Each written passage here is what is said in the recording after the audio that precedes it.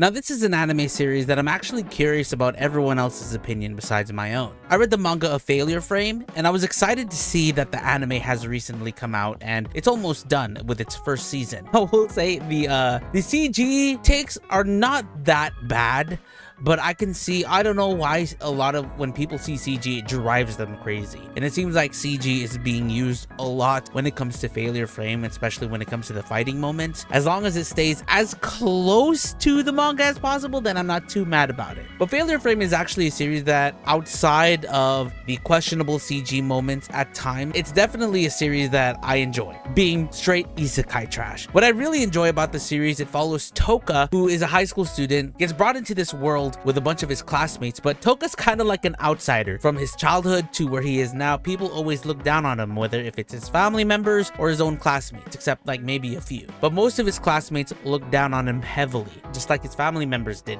He didn't exactly have the most pleasant childhood, and even till now. Now, what ends up happening is that they're gifted these powers by the god Visis, and Visis is a fucking bitch. Visis is just using the students to do her bidding into fighting this war. This anime kind of reminds me of a darker version of Tsukimichi. When it comes to Toka in Failure Frame, he's given these skills that people look at as useless. Now, the reason being is that he's given status inflictions as his skill, right?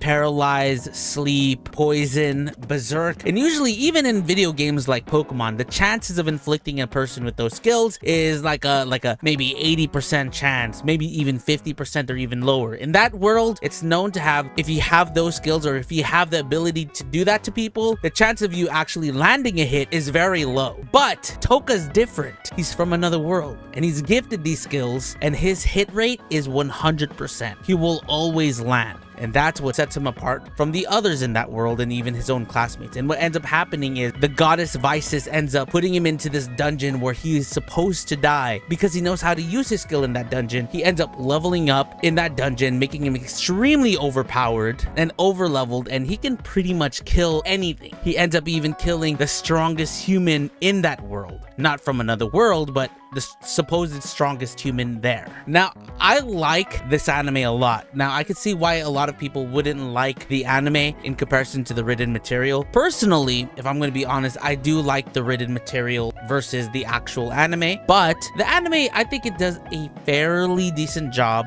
in adapting the anime. Even though Toka is edgy in his own way and he has that want of revenge, and that's what drives him to survive in this world, because he wants to take on revenge on Vices, which I'm 100% for. He's not too edgy to the point where he's like super cringy, where you're just like, why is he like this? If you're ever put into a position where you're backstabbed the way he was and was left to be killed, of course you would act a certain way, but you know, he always makes it seem like he's doing things selfishly, but at the same time he does things because he's just generally a nice guy and he wants to help people. And the first person he saves, which I think is the current love interest, Saras Ashrain, who is the elf that was like a runaway elf that was meant to be killed, but she ends up becoming Toka's sidekick and bodyguard. But does Toka really need a bodyguard? Not really. And they end up recruiting other people into the group, like this leopard lady who is super cool, and another dark elf young child that, you know, is just alongside with them that they save.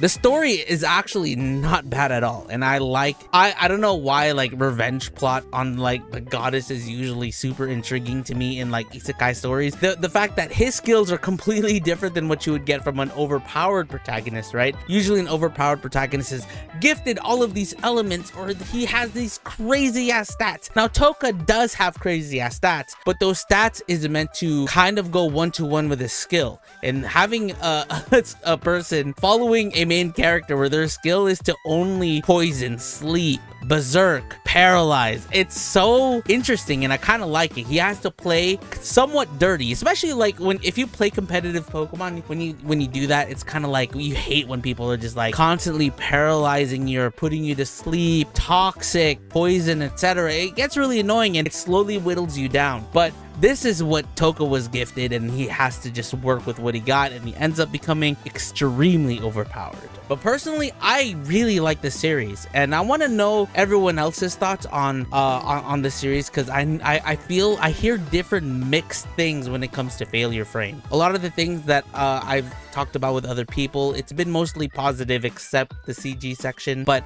I like it. I like it personally. Let me know what you guys think in the comment section below about Failure Frame. Yeah.